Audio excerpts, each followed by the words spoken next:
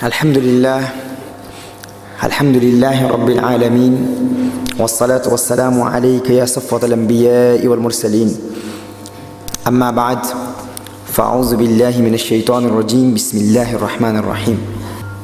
قال الله تبارك وتعالى في القرآن الكريم: قل تعالوا أتل ما حرم ربكم عليكم ألا تشركوا به شيئا وبالوالدين إحسانا ولا تقتلوا أولادكم من إملاق نحن نرزقكم وإياهم ولا تقربوا الفواحش ما ظهر منها وما بطن ولا تقتلوا النفس التي حرم الله إلا بالحق ذلكم وصاكم به لعلكم تعقلون.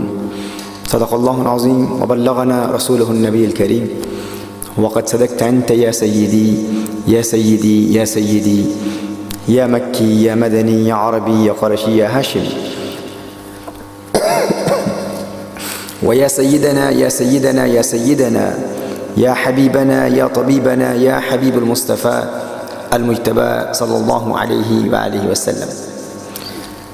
انتہائی عزت و توقیر کے لائق طلاب العلم، ارباب علم و بصیرت، صاحبان عقل و دانش، نوجوانان و نونہالان ملت اسلامیہ، پردہ نشین، خواتین امت، ulama kiram.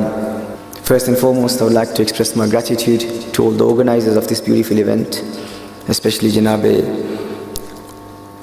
Amir Khan Sahib, who has been in contact with me when I was in UK, and mashallah constantly he's been calling me and calling the members of the organization of Kanzul Huda and all the organizers in Bangalore. Allah bless you and Allah accept all your efforts and all the efforts of all the members of your organization. And Janab Professor Dr. Liaquat Maini Sahib Muddazilul Ali, mashallah, he's a great lecturer and a great historian and one of the masters of spiritual sciences. He's also blessed us with his presence tonight. And we have our guest who has come with us from Bangalore, Janab Aziz Saib Sahib, who's one of the founders of Milad Wasilat Committee, Bangalore. And alhamdulillah has been working for a very long time to spread the love of Rasulullah sallallahu alayhi wa alihi wa sallam. And all the dignitaries and great ulama, mashallah, from Bareilly Sharif and other scholars who are present here, Allah bless you all and Allah accept all your efforts. آج کی اس خوبصورت بزم میں جو subject میں دیا گیا ہے محمد صلی اللہ علیہ وآلہ وسلم, Savior of humanity in the light of higher objectives of Sharia, higher objectives of Islamic legal system. مقاصد شریعہ کی روشنی میں محافظ انسانیت, یہ آج کی اس بزم میں ہمارا ٹائٹل ہے اور ایک انتہائی انٹرسٹنگ سبجیکٹ ہے. مقاصد شریعہ، higher objectives of Islamic legal system. اس پر دور حاضر میں بہت کم کلام کیا جاتا ہے.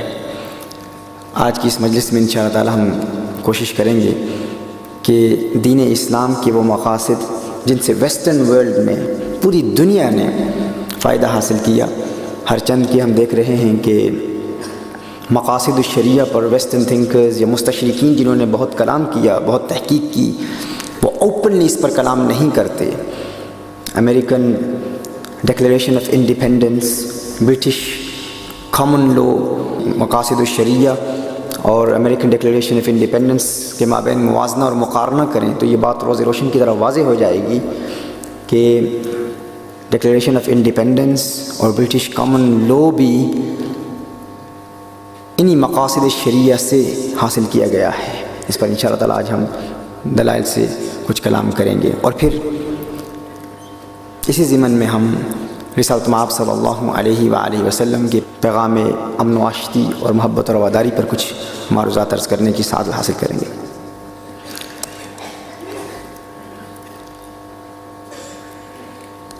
رسالت مآب صلی اللہ علیہ وآلہ وسلم کے حوالے سے آج پورے عالم میں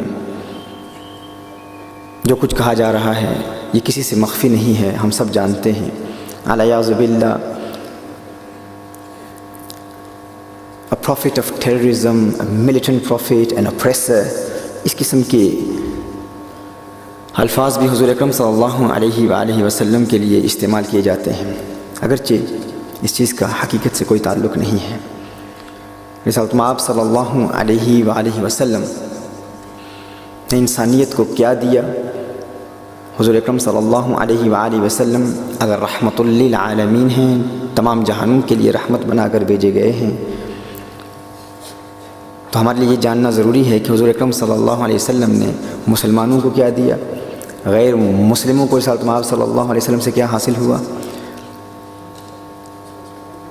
حضور اکرم صلی اللہ علیہ وآلہ وسلم کے دشمنوں کے لیے حضور اکرم صلی اللہ علیہ وسلم رحمت کیسے ہیں؟ یہود کے لیے حضور اکرم صلی اللہ علیہ وسلم رحمت کیسے ہیں؟ عیسائیت کے لیے حضور اکرم صلی اللہ علیہ وآلہ وسلم رحمت کیسے ہیں؟ اور پھر یہ دنیا، انسان تو پوجا حضور اکرم صلی اللہ علیہ وسلم، نباتات، جمادات، شجرات، حیوانات، ملائکہ، کائنات کے ذرے ذرے کے لیے رحمت بنا کر بھیجے گئے۔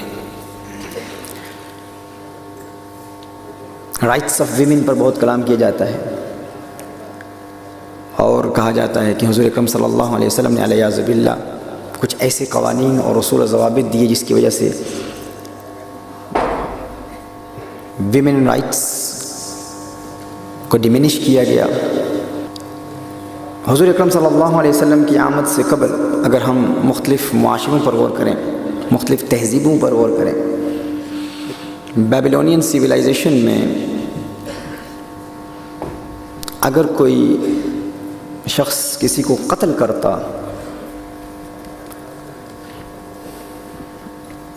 تو بدلہ اس سے نہ لیا جاتا، اس کی زوجہ سے لیا جاتا۔ یہ بیبلونین سویلائزیشن کا حصہ ہے، اور یہ ایک تاریخی حقیقت ہے کہ اگر کوئی شخص کسی کو قتل کرتا تو اسے یہ حق حاصل تھا، اگر وہ چاہتا، وہ کہتا کہ میری زوجہ کو قتل کر دو، بدلہ میری زوجہ سے لو، تو اسے یہ کہنے کا حق حاصل تھا اور بدلہ لیا جاتا۔ اسی طرح گریک سویلائزیشن کو دیکھیں، اسٹڈی کریں، تو گریک سویلائزیشن میں عورت کو ہر برائی کی جڑ تصور کیا جاتا تھا، the root of every evil۔ حضور اکرم صلی اللہ علیہ وسلم کی آمد سے قبل رومن سویلائزیشن کو اسٹڈی کیا جائے تو رومن سویلائزیشن میں ایک خاوند کو اپنی زوجہ کو قتل کرنے کا حق حاصل تھا۔ وہ چاہتا، قتل کرتا تو کرمنل افینس نہیں سمجھا جاتا کہ اس نے کوئی کرائم کیا ہے، یعنی a husband had the right to murder his wife۔ اسی طرح ایجپشن سویلائزیشن کو اسٹڈی کریں تو a woman was known as a symbol of Satan، شیطان کی علامت عورت کو کہا جاتا تھا ایجپشن سویلائزیشن میں۔ افلاطون جیسے لوگ، پلیٹو کہتا ہے کہ وومن، ایک عورت، یہ انسان ہی نہیں ہے، وہ عورت کو انسان ہی نہیں مانتا، وہ کہتا ہے یہ انسان کی خدمت کے لیے بنائی گئی ہے۔ اور پھر عرب سویلائزیشن، جس کو اللہ عز و جل بیٹی کی نعمت عطا فرماتا، وہ اپنی بیٹی کو زندہ درگور کر دیا کرتے تھے۔ لیکن ایسے معاشرے میں کونین کے والی، خسرو خوبہ، سیاح لامکاں، نازش ہر دو جہاں صلی اللہ علیہ وآلہ وسلم کی آمد ہوتی ہے۔ میرے آقا صلی اللہ علیہ وآلہ وسلم کا میلاد ہوتا ہے، اور حضور اکرم صلی اللہ علیہ وسلم کے دور میں ایک واقعہ ہے کہ دو بیٹوں نے اپنی والدہ کو مارکیٹ میں جا کر بیچ دیا۔ یہ حضور اکرم صلی اللہ علیہ وسلم کے دور کا واقعہ ہے، لیکن رسالت مآب صلی اللہ علیہ وسلم نے ایسی تہذیب سے آ رہی قوم میں ایسا انقلاب برپا کیا، ایسی ریولوشن پیدا کر دی کہ وہی لوگ جو منڈیوں میں اپنی ماں کو بیچ دیا کرتے تھے، ان کے دلوں میں یہ یقین پیدا ہو گیا کہ میری ماں کے قدموں میں جنت ہے۔ یہ وہ ریولوشن ہے۔ کیرن آرمسٹرانگ ایک فیمس برٹش ہسٹورین ہے، عیسائی ہے، آکسفورڈ سے اس نے گریجویشن کی، اور ویسٹرن دنیا میں ایک بہت بڑا نام ہے کیرن آرمسٹرانگ۔ وہ کہتی ہے کہ میں انٹلیکچولی افینڈیڈ ہوں۔ اس نے ایک کتاب لکھی ہے، محمد صلی اللہ علیہ وسلم دا پروفٹ آف آور ٹائم، محمد صلی اللہ علیہ وسلم دا پروفٹ آف آور ٹائم، حضور اکرم صلی اللہ علیہ وسلم کے متعلق کہ حضور ہمارے دور کے نبی ہیں، ہمارے دور کے نبی ہیں۔